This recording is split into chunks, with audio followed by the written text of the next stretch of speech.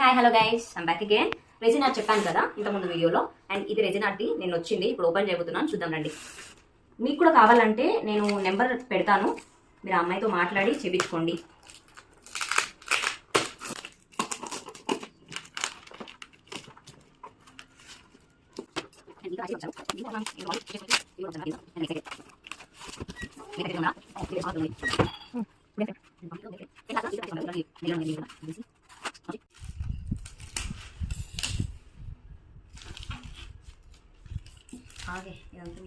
nice